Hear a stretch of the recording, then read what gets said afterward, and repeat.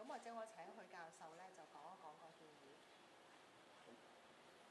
各位傳媒朋友你好。咁今日晏晝呢兩個聯合科學委員會呢，就係參考咗世衛組織嘅最新建議，本地新冠疫情、海外衛生機構嘅做法同埋最新科學數據呢，係更新咗呢個疫苗嘅接種建議。鑑於本地嘅新冠活躍程度呢，喺冬季呢好大機會係會更加高。咁聯合科學委員會建議喺未來幾個月或者冬季高峰期到之前呢，高風險群組呢，無論以往接種過幾多劑嘅疫苗呢，如果上次接種或者感染係已經超過咗6個月呢，係應該盡快接種加強劑，增強保護。咁呢個高危組別呢，我哋係冇改變到嘅，基本上係講緊係60歲以上嘅人士，包括咗係居於院舍嘅長者，18至49歲有長期病患嘅成年人，6個月大或以上免疫系統失調嘅人士、孕婦同埋呢個醫護人員。咁另外呢，季節性流感一般喺冬季都係會有高峰期啦，特別係1月至3月。咁所以我哋亦都係強烈建議市民呢，特別係高風險群組，亦都係盡快同時接種新冠疫苗同埋季節性流感疫苗，以應對呢同時可能出現嘅新冠同埋流感嘅高峰期。咁另外喺會議亦都討論咗新一代XBB 嘅變異株嘅核酸嘅疫苗嘅使用。咁我哋審視咗最新嘅流行病學數據同埋相關疫苗嘅科學數據同埋海外疫苗接種做法，認為如果本港可以獲得供應嘅話呢，可以選用 XBB 疫苗以獲取更佳嘅保護。咁如果 XBB 疫苗供應係有限呢，我哋係建議呢係優先安排俾高風險嘅人士，例如係居於院舍嘅長者係優先接種。咁新一代嘅疫苗嘅供應量呢，可能係會有限，所以我哋主要係即係提供俾高風險嘅人士啦。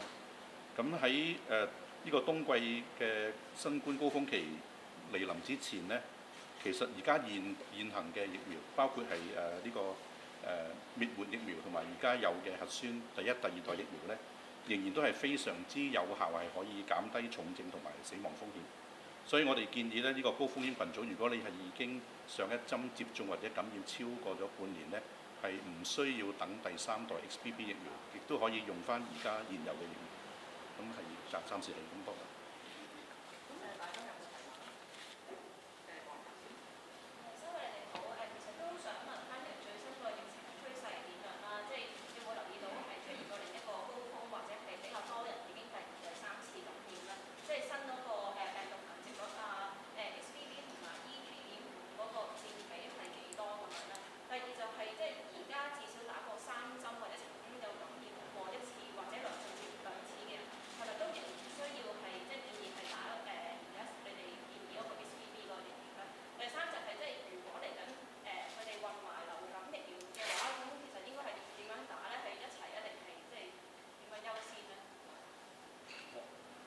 咁我就試下答嗰3個問題啦。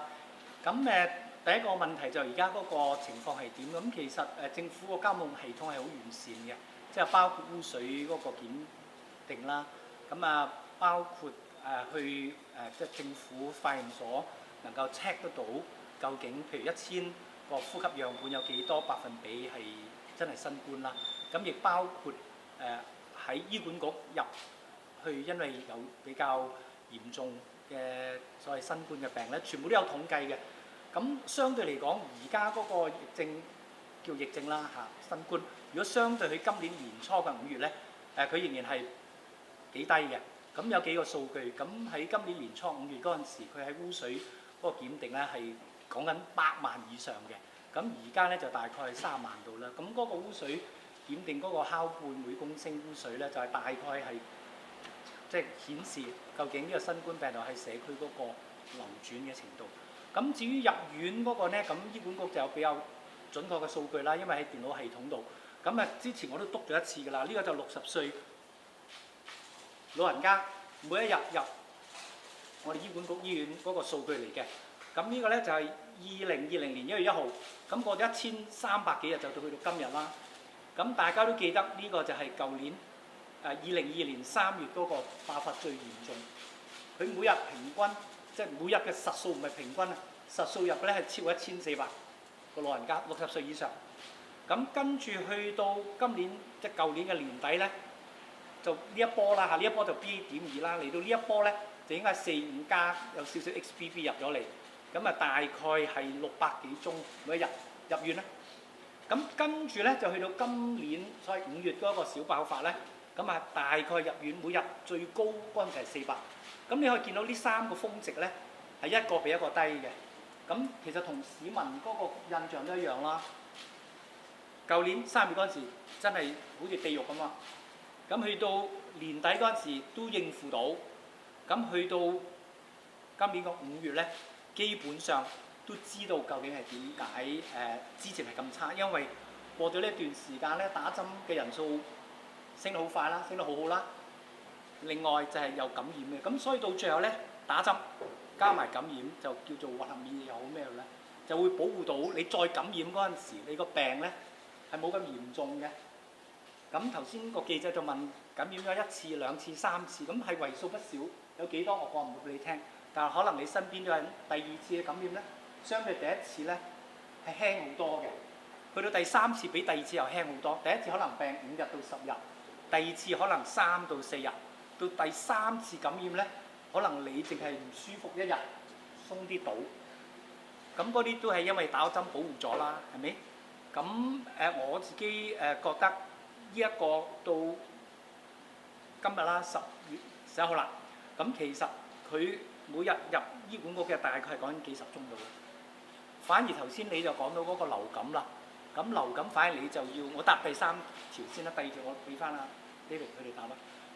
就係可唔可以一齊打？我覺得咧就應該一齊打，快啲打添，唔好等。點解咧？你睇到呢個咧就係新冠爆發之前一個流感嘅每日入醫院嗰條數嚟嘅。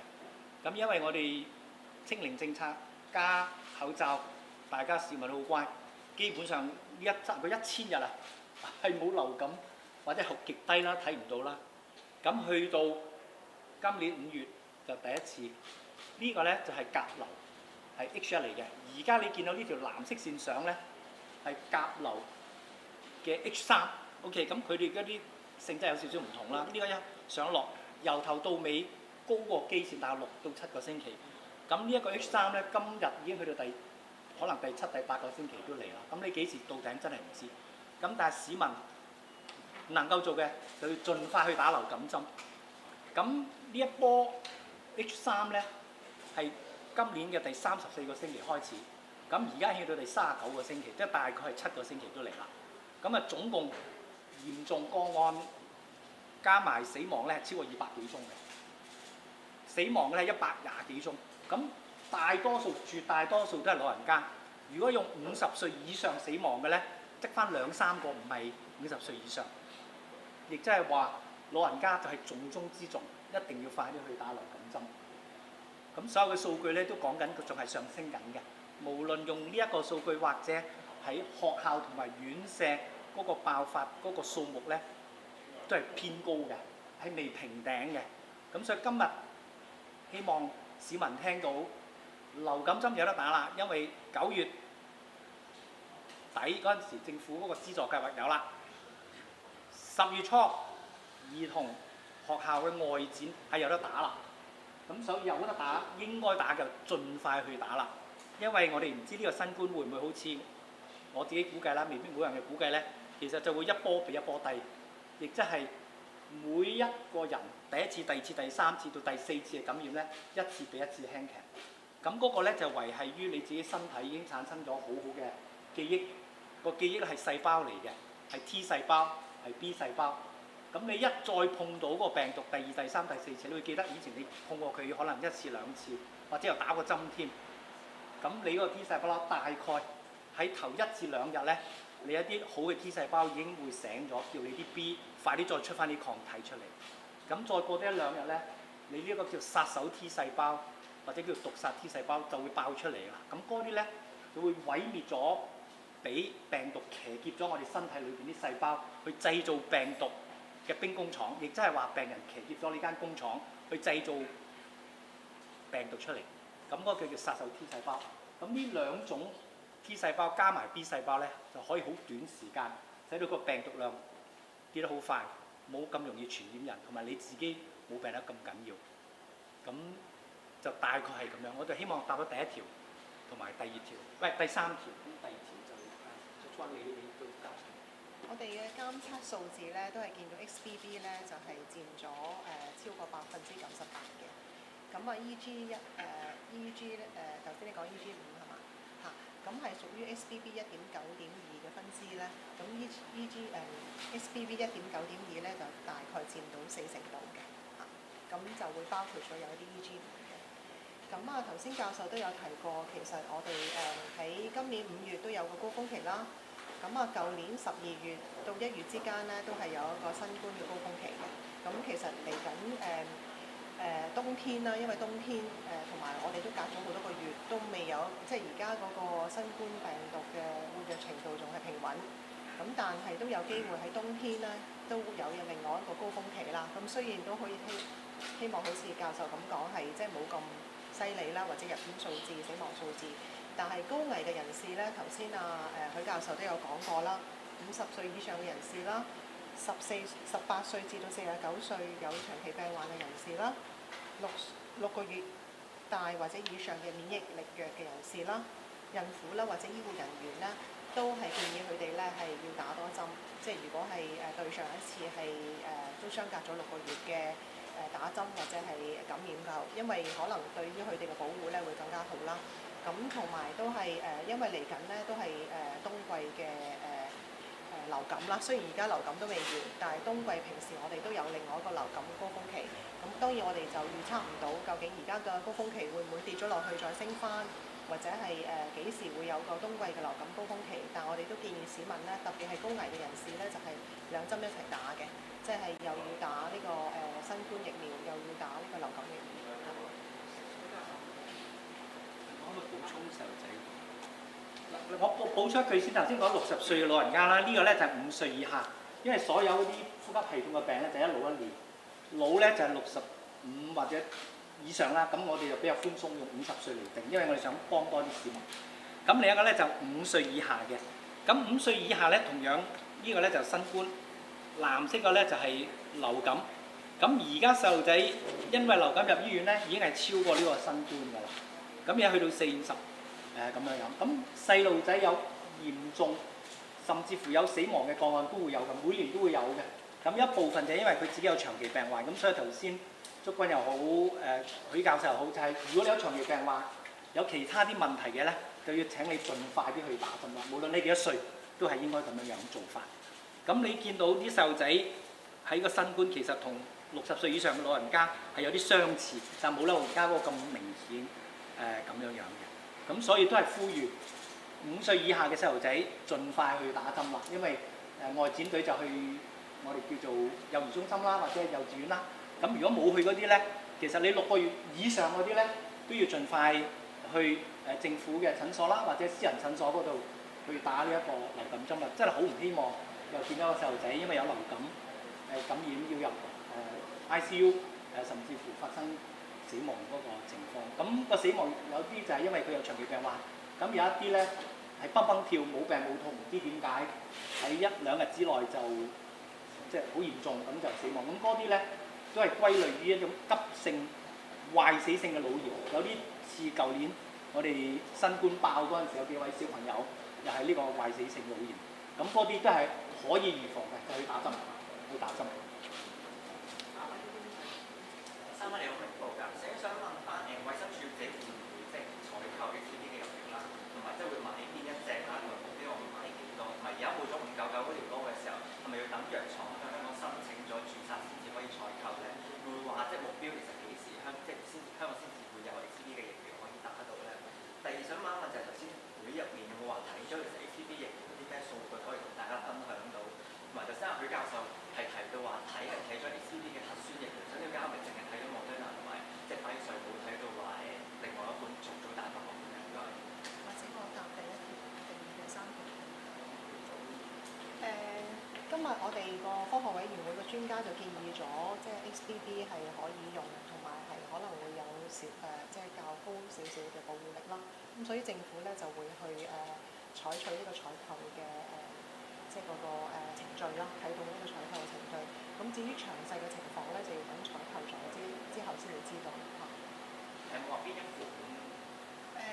我哋今日傾嘅咧就係 XBB 嘅 mRNA 嘅先嚇mRNA 嗰隻針嘅。咁因為呢兩隻即係 mRNA 嘅針。咁今日睇過嗰啲數據，主要都係呢個輝瑞同埋呢個莫端納嘅提供到嘅數據啦。咁基本上喺個接種者產生嗰個中和抗體咧，對而家流行緊嘅 XBB 品種咧都係有個好高嘅抗體，亦都可以覆蓋到而家流行緊嘅EG.5，同埋大家開始擔心嘅 BA.2.86。咁至於 Novavax 咧，雖然佢10月3號係美國食物藥物監管局係批准咗，不過我哋冇收到數據，所以冇參考到。請問之前見到有報道話 mRNA 嘅疫苗係唔適合孕婦，佢就係唔適合兒童去打嘅。有冇其他建議呢個會點樣去接觸最新嘅？我知道嗰兩隻針，即係而家有兩隻 mRNA 針啦，都有一隻係可以6個月以上打嘅，有一隻就係12歲以上打嘅。咁就要睇睇我哋採購嘅情況，同埋係即係佢嗰隻針係本身係可以俾咩年齡嘅人士打咁樣。Sorry to be repetitive. So you said that you said something about the upcoming winter. So do you expect maybe another peak or surge of COVID cases? And secondly, you said that you're suggesting the government to procure new vaccines, the XBB vaccines. Are you concerned that some people will tend to wait for the new generation and postpone their jab appointments? And finally, do you have some figures, for example, of the inoculation? Are people getting a little bit not as alert as before because COVID seems to be not as serious lately? Thank you. All right. No one has 100% confidence to predict what is going to happen in the future. So whatever we estimate is really for the good of the Hong Kong as a whole. So we tend to be urged on being cautious, prudent. From all the experience, once you enter in the winter season, all the respiratory infections will go up. So that is the background. Secondly, as we understand, the COVID is a virus, the coronavirus can mutate very fast, extremely fast, and it changes its property. The generation, just because it mutate and change the shape, so whatever antibodies in the past cannot recognize. And hence, there will be a recommendation to procure XBB, which will be a better fit for the present predominantly sort of circulating strain, that is XBB. But of course, in the same breath, I've mentioned globally EG.5 is fast becoming the dominant one, maybe a third or even more now as we speak. Of course, in Hong Kong, we've got EG.5 as well. And from the data we've seen, there's a mice, right? In Pfizer, it's in mice. And then for the Moderna, it's in some human, right? So all that will suggest the XBB will offer modest additional protection from what we call immunogenicity study. So that is basically looking at the titers or the concentration of what we call the neutralizing antibody. And then from there, we do what we call immunobridge, and we think then it will offer that extra protection. Because XBB hasn't been used in a big way, so no one will know whether it will perform as in the past. But to all intents and purposes, from your own personal experience, when you got repeated infection, the second and the third and the fourth will somehow, in general, be less severe than the previous one. As I've suggested, and a lot of data already confirmed my initial suggestion many months ago that indeed the memory cells are the key to prevent severity and death after infection. And those are the things that one should focus. But as you know, it's easier to measure the antibody and it's more difficult to measure the T cells. And of course, we need a lot more data further on. So I think the recommendation is based on being prudent, cautious, just make sure we've got some of the most updated vaccine on hand to prevent the highest risk group. And these are the old folks as well as the handicapped people, about 80,000 of them living in their home, all right, old age homes, all right. The reason being, even there's a modest additional protection with that, whatever 2 to 4 months addition protection with that neutralizing antibody might be able to interrupt the transmission a bit better, and hence less old folks will need to be admitted to hospital. All right, so that is for their own personal protection, but also hopefully there will not be so many coming into the hospital, because as you know, we do not want HA hospital to be overburdened and displacing the service for other non-COVID patients. But flu, in fact, in my mind, is even more urgent than COVID in terms of the vaccination. So I hope through this, the citizens will hear and get your under 5 to be vaccinated, the old folks to get vaccinated.